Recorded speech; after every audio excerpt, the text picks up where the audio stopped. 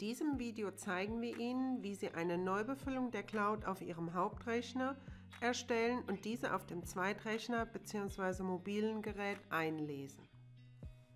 Hierfür wechseln Sie auf dem Hauptrechner in die Cloud-Maske über folgendes Symbol.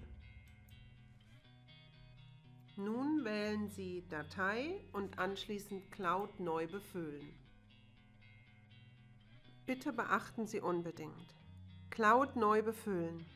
Diesen Punkt wählen Sie, wenn Sie außerhalb eines Hauptrechners, zum Beispiel einen Zweitrechner, ein Handy oder ein Tablet benutzen, also Geräte, auf denen die App und das Programm genutzt werden.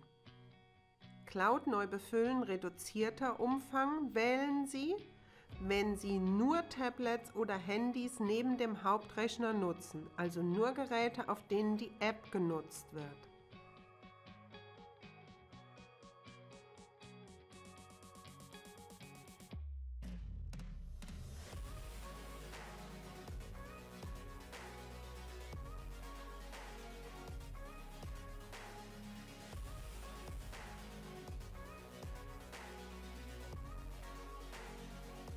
Für die Neubefüllung auf dem Zweitrechner wählen Sie den Menüpunkt Dienste, als Zweitrechner nutzen, Erstbefüllung aus Cloud.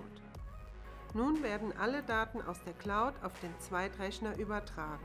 Nach erfolgreicher Beendigung der Übertragung können Sie am oberen Rand des Bildschirms eine Kennzeichnung mit Zweitrechner erkennen.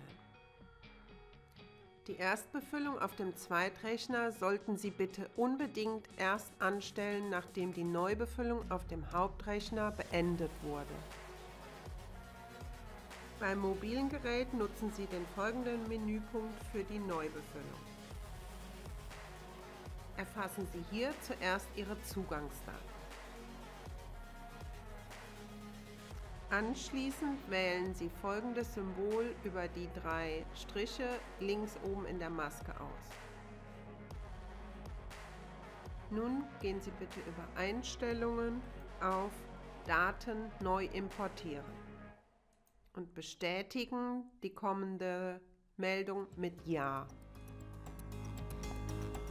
Abonnieren Sie unseren Channel und verpassen Sie keine News mehr.